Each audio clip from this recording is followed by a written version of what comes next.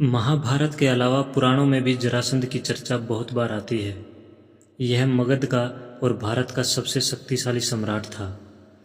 कंस का ससुर होने के नाते यह कंस की हर तरह से मदद करता था। भगवान श्री कृष्ण द्वारा कंस का वध कर देने के बाद उनको सबसे ज़्यादा यदि किसी ने परेशान किया तो वह था जरासंध। आओ जानते हैं जरासंध और श्री कृष्ण की शत्रुता के 5 किस्से। नमस्कार, भक्ति कथा और कहानी में आपका स्वागत है।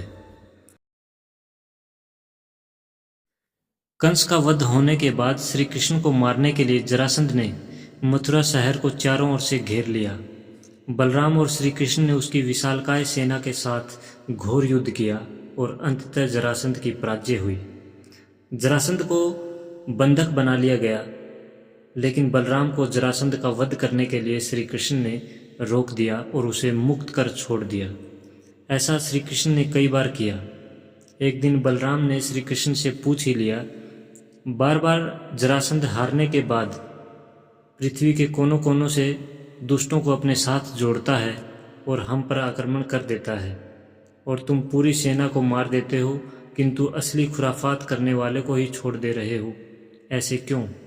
तब हंसते हुए श्री कृष्ण ने बलराम को समझाया, हे भ्राताश्री, मैं जरासंध को बार बार जानबूझकर इसलिए छोड़ दे रहा हूँ ताकि जरासंध पूरी पृथ्वी से दुष्टों को अपने साथ जोड़े और मेरे पास लाता रहे, और मैं आसानी से एक ही जगह रहकर धरती के सभी दुष्टों को मार दूं।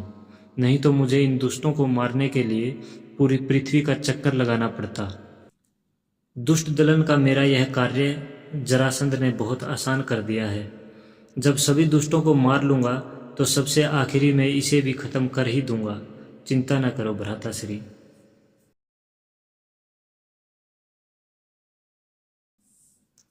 कहते हैं कि श्री कृष्ण को मारने के लिए जरासंध ने 18 बार मथुरा पर चढ़ाई की।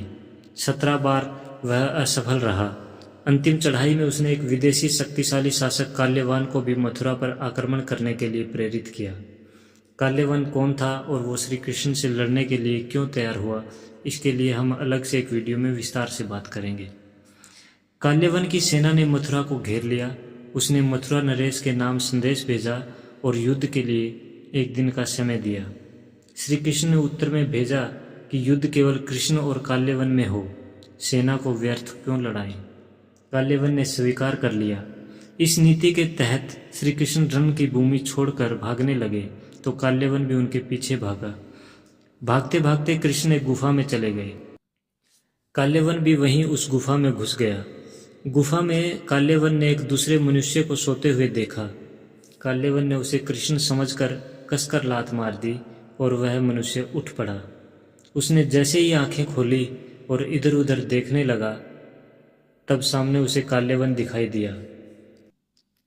काल्यवन उसके देखने से तत्काल ही जलकर भस्म हो गया। काल्यवन को जो पुरुष गुफा में सोए मिले वे इक्ष्वाकु वंशी महाराजा मंदाता के पुत्र राजा मुचुकुंद थे, जो तपस्वी और प्रतापी थे। जरासंध का मित्र शिशुपाल था।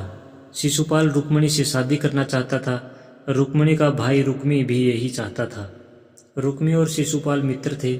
शिशुपाल और रुक्मी जानते थे कि रुक्मिणी श्री कृष्ण से विवाह करना चाहती है, लेकिन रुक्मी ने शिशुपाल और रुक्मिणी के स्वयंवर की तैयारी कर ली थी। जरासंध बिहार से इतनी दूर गुजरात सिर्फ यह पक्का करने आया कि स्वयंवर में कोई गड़बड़ ना हो, मगर वहां उसकी नाक के नीचे से श्री कृष्ण रुक्मिणी को भगा कर ले गए।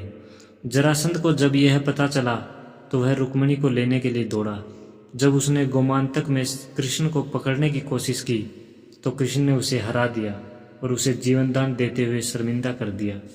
जरासंध जैसे योद्धा के लिए इससे बदतर कुछ नहीं था कि एक ग्वाला उसे जीवनदान दे।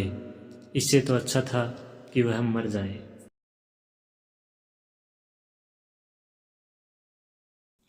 द्रौपदी स्वयंवर में कई योद्धा शामिल हुए थे, उसमें जरासंध भी था।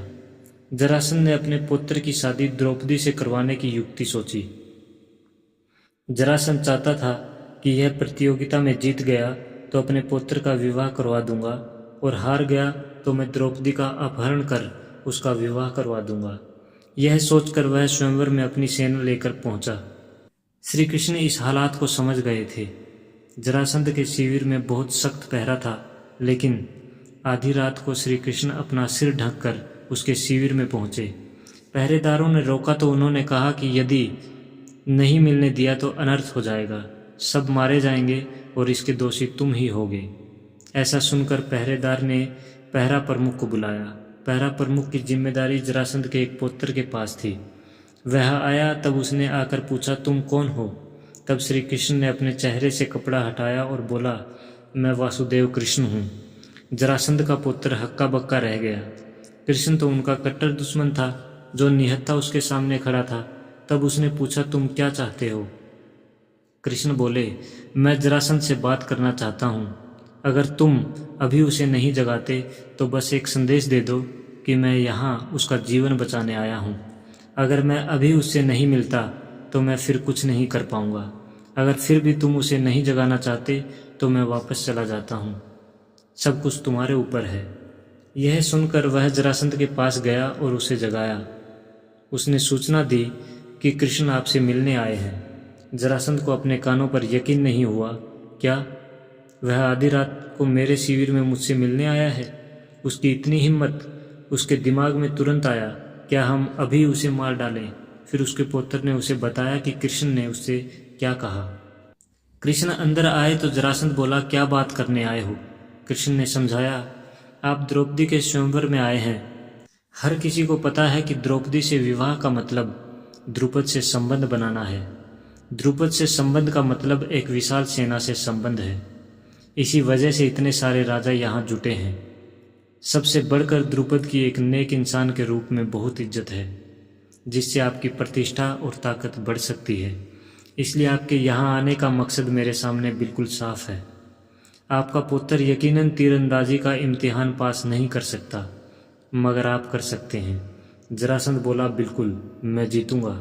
कृष्ण बोले, कल्पना कीजिए, अगर इतने सारे पुत्रों और पोत्रों वाले 75 वर्षीय आप अगर एक 18 वर्षीय युवती के लिए इस मुकाबले में शामिल होते हैं तो आप उपहास के पात्र बन जाएंगे।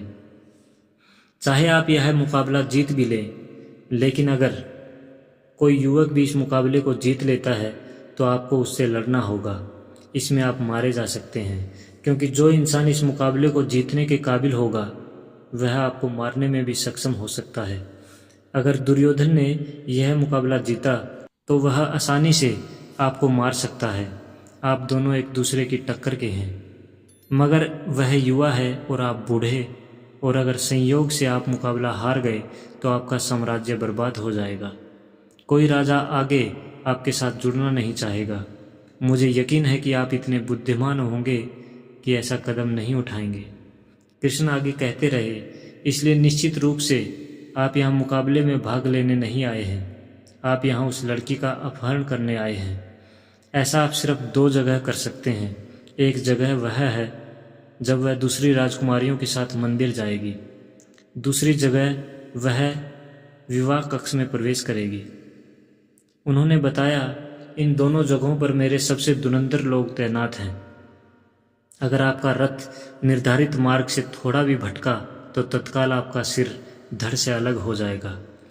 चाहे जिस तरह से भी, अगर आप अपनी किसी योजना पर अमल करने की कोशिश करेंगे तो आपकी मौत तय है। आपके लिए सबसे अच्छा यही है कि आप द्रुपद को जो भी बढ़िया उपहार दे सकते हैं देकर पूरी इज्जत से यहाँ से चले जाएं। जरासंध यह सुनकर घबरा गया। जरासंध को बात समझ में आ गई और वो वहाँ से चला गया।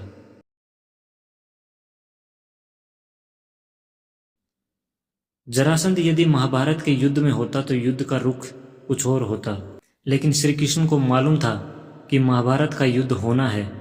उसके पहले ही उन्होंने कई महान योद्धाओं में से एक जरासंध को भी मारने की युक्ति सोच ली थी।